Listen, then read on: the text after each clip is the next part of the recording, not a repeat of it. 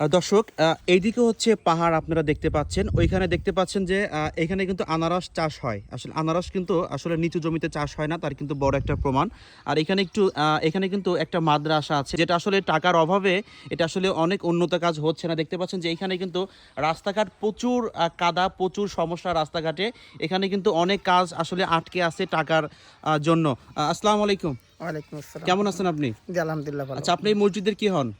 মসজিদের ইমাম সাহেব, মাদ্রাসার প্রধান শিক্ষক। প্রধান শিক্ষক। আচ্ছা, আপনাদের এই মসজিদে তো বা আপনাদের মাদ্রাসা তো অনেক সমস্যা, তাই না? জি এই টাকার জন্য অনেক কিছু হচ্ছে না। জি। তো সেক্ষেত্রে দর্শক, আমি শর্ট একটা ভিডিও করতেছি, আমি এখনই নাম্বারটা দিয়ে দেবো। বিকাশ নাম্বারটা একটু বলবেন। 01883 2061880। আচ্ছা, আপনার নাম্বারটা একটু বলবেন। 01704950570। আচ্ছা, কি কি সমস্যা আপনাদের এখানে? এটা হচ্ছে আমাদের মাদ্রাসাটা প্রত্যন্ত গ্রাম অঞ্চলে তো। টাঙ্গাইল জেলা এটা? জি, উপজেলা? টাঙ্গাইল জেলার মধুপুর থানার আওতাধীন। এটা হচ্ছে আমাদের প্রায় ময়মনসিংহের কাছাকাছি। তো এটা হচ্ছে আমাদের এই অবকাঠামোর দিক দিয়ে অনেক দুর্বল আমাদের আচ্ছা। মাদ্রাসা।